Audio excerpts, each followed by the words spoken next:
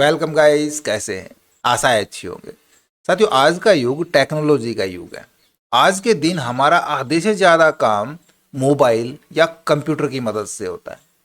अब ऐसे में यदि हमारे पास ज़्यादा काम है, हमको ज़्यादा काम करना है, स्पीड से काम करना है, तो क्या चीज़ होनी चाहिए? यानी कि हमारे कंप्यूटर्स का इम्पोर्टेंट पार्ट्स कौन सा है? सीपीयू है, जीपीयू है या एनपीयू है? तो इन तीनों को डिटेल से समझते हैं कि आखिर ये तीनों क्या हैं और इनकी परफॉर्मेंस क्या है। तो इस वीडियो में अंत तक बने रहिएगा। नमस्कार साथियों, मेरा नाम है मनोज कुमार और आप देख रहे हैं अपना टेक्निकल चैनल कंप्यूटर गुरुजी। तो चलिए सीख लेते हैं। सब्सक्राइब कीजिए कंप्यूटर गुरुजी चैनल को और टेक्निकल वीडियो सबसे पहले देखने के लिए बेल आइकन को दबाइए। सबसे पहले बात करते हैं सीपीयू की। सीपीयू की फुल फॉर्म होती है सेंट्रल प्रोसेसिंग यूनिट। नाम से ही पता चल रहा है कि ये हमारे कंप्यूटर की कुछ खास या मेन यूनिट होती है। इसको कंप्यूटर का ब्रेन, कंप्यूटर के दिमाग से भी नाम से भी जाना जाता है। ये सभी प्रकार की एप्लीकेशन, प्रोग्राम्स और सॉफ्टवेयर को रन करने में मदद करता है। ये कंप्यूटर की सभी इंपॉर्टेंट टास्क जैसे अर्थमेटिकल ऑपरेशंस, लॉजिकल ऑपरेशंस और इनपुट आउटपुट को संभालता है। जब भी आप कोई काम करते हैं, जैसे कोई फाइल खोलना, कोई सॉफ्टवेयर चलाना, कोई ब्राउजिंग करना या कोई कैलकुलेशन करना, तो इन सब का फैसला सीपीयू ही करता है। सीपीयू कम कोर वाला होता है, लेकिन इसका हर कोर बेहद ताकतवर होता है। सीपीयू एक एक काम को बहुत तेजी से करता है, इसलिए सीपीयू सीरियल कामों के लिए, यानी एक के बाद एक काम को करने के लिए बना होता है। ये पैरेलल टास्क के लिए नहीं बना है, ये सिंगल थ्रेड टास्क करने के लिए बना होता है। मतलब कि ये बहुत सारे टास्क करने के लिए नहीं बना होता है। फॉर एग्जाम्पल, दो हैवी टास्क चल रही है तो सीपीयू उसको अच्छे से कर लेता है। बट यदि पैरेलल में मल्टीपल टास्क चल रही है, बहुत सारी टास्क एक साथ चल रही है, तो सीपीयू उसको अच्छे से नहीं कर सकता है। तू समझा? हाँ, नहीं, तू समझा नहीं। नहीं, मैं समझाता हूं आपको, लेकिन उससे पहले एक बार जीपीयू को जान ले। देखो, जीपीयू की फुल फॉर्म होती है ग्राफिक्स प्रोसेसिंग यूनिट। अब ये भी एक प्रकार का एक प्रोसेसर ही होता है, बट क्योंकि ये एक ग्राफिकल टास्क को परफॉर्म कराता है, ग्राफिकल प्रोसेस करता है, तो इसको जीपीयू कहते हैं। इसको डेडिकेटेड ग्राफिक्स कार्ड भी कहते हैं। हम ये भी कह सकते हैं कि ग्राफिक कार्ड एक अलग से प्रोसेसिंग यूनिट होती है जो ग्राफिक्स को प्रोसेस करने के लिए बनी होती है, जबकि सीपीयू मेन टास्क के लिए होता है। इसलिए ये कंप्यूटर का सबसे इंपॉर्टेंट कंपोनेंट होता है। ग्राफिक कार्ड में सिर्फ गेम ही नहीं खेले जाते, बल्कि वीडियो एडिटिंग करने के लिए, एआई मॉडल्स को ट्रेन कराने के लिए और लोकली कंप्यूटर में एआई को चलाने के लिए काम में लाया जाता है। ये अपने नेचर के अनुसार छोटे छोटे मल्टीपल टास्क को कर सकता है, क्योंकि इसमें सैकड़ों या हजारों छोटे छोटे कोर होते हैं। ये एक साथ बहुत सारे काम कर सकता है, इसलिए ये पैरेलल कामों के लिए बना है, जैसे एक साथ लाखों पिक्सल प्रोसेस कराना। इसलिए ये बेस्ट है ग्राफिक जनरेट करने के लिए। किसी भी गेम के इंटरनल लॉजिक को सीपीयू प्रोसेस करता है, जबकि ग्राफिक्स के दूसरे एलिमेंट जैसे मैदान, गाड़ी, पेड़, पत्ते, आकाश, पत्थर, गोली, तीर, ये सारे ग्राफिक्स प्रोसेसिंग है। और ये सारी एक साथ जानी है, सारे एलिमेंट्स एक साथ रेंडर होते हैं, और यही ग्राफिक्स कार्ड का नेचर होता है। आप कोई भी गेम खेल रहे हैं, वहां पे ऐसा तो नहीं है कि आप गेम के अंदर देख रहे हो, चल रहे हो, तो पहले तो पत्थर हिल रहा है, फिर पत्थर हिल लेगा, उसके बाद घास हिलेगी, उसके बाद जो आपका ऑब्जेक्ट है वो रन करेगा, फिर गोली चलेगी। ऐसा तो नहीं है ना।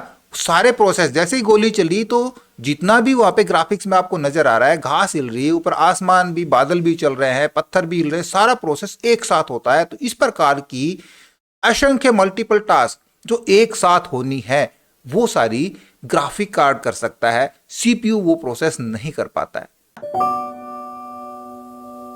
अब आते हैं इसकी असली तुलना के ऊपर। सीपीयू एक एक काम बहुत तेजी से करता है, जबकि जीपीयू बहुत सारे काम एक साथ करता है।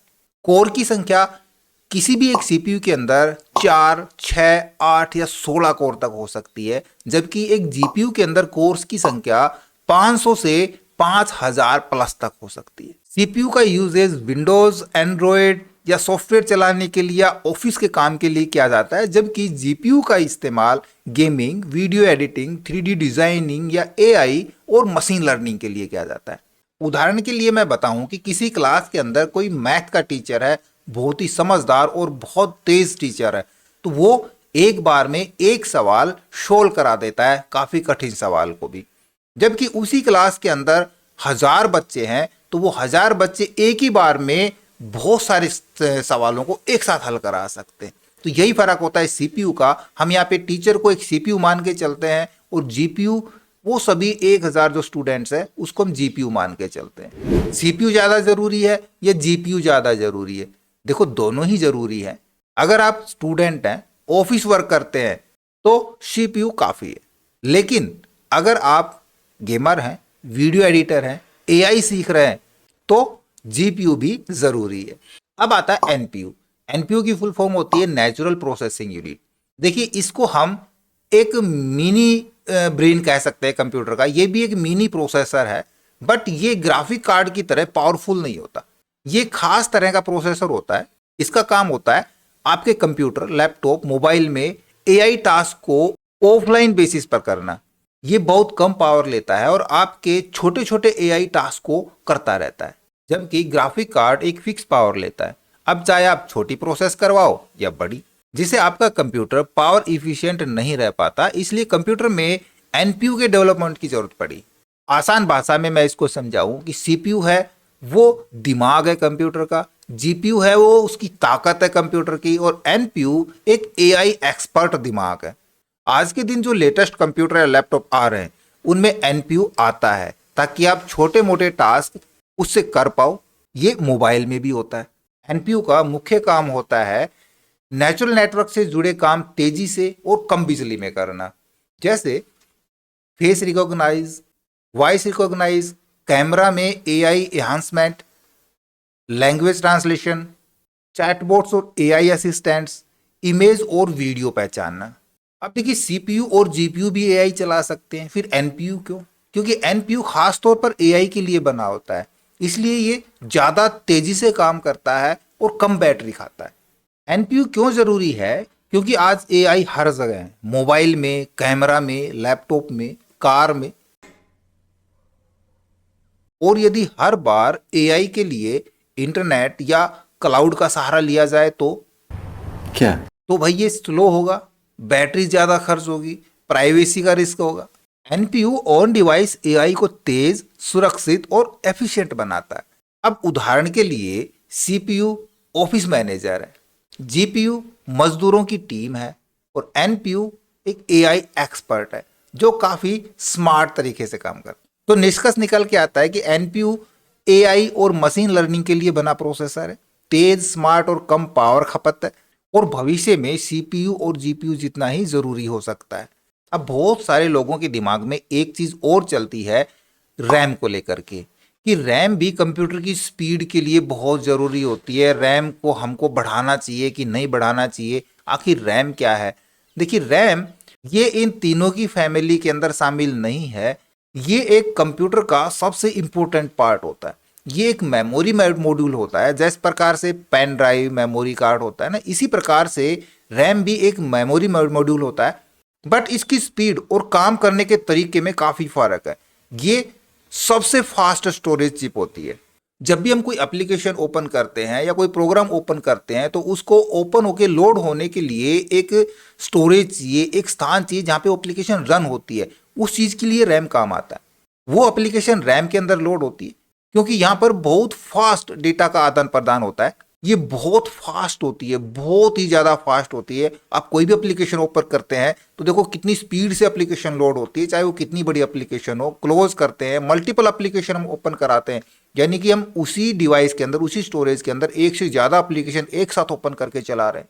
इसलिए कंप्यूटर को फास्ट चलाने में मदद करता है। इसके लिए मैं आपको एक उदाहरण बताता हूं कि आपके पास कोई भी एक टेबल है, उसको हम एज ए रैम मान के चलते हैं। उस टेबल के ऊपर आप बुक्स रखते हैं, एक बुक रखिए, दूसरी रखिए, 4 बुक्स रख दी, 5 बुक्स रख दी, तो यानी कि जितना स्पेस टेबल के ऊपर है हम उतनी बुक्स आसानी से रख सकते हैं, उठा सकते हैं, रख सकते हैं, उठा सकते हैं। तो कितना फास्ट काम होता है एज ए टेबल पे बुक को रखना या उठाना।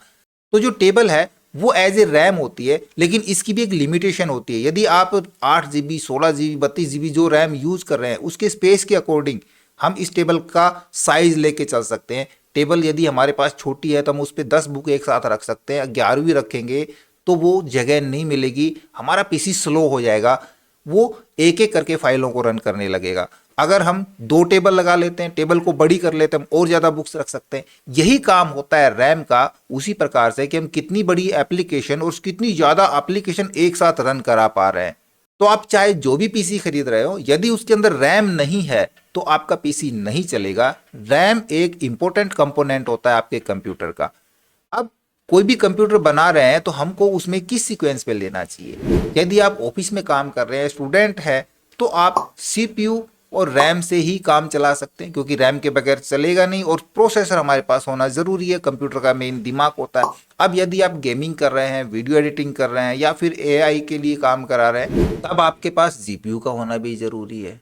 और यदि आप सिर्फ एआई से काम करा रहे हैं, अपनी छोटी मोटी टास्क परफॉर्म करा रहे हैं, आपको स्पीड भी चाहिए, आपकी बिजली भी बचत चाहिए, तब आपको एनपीयू की जरूरत पड़ सकती है। इस वीडियो में दी गई सारी जानकारी आपको कैसी लगी इसके बारे में हमें कमेंट्स में लिख करके बताएं। हमारे वीडियोस को ज़्यादा से ज़्यादा अपने दोस्तों में शेयर करें, हमें लाइक करें और यदि नया पर चैनल पे तो हम सब्सक्राइब जरूर कर लें।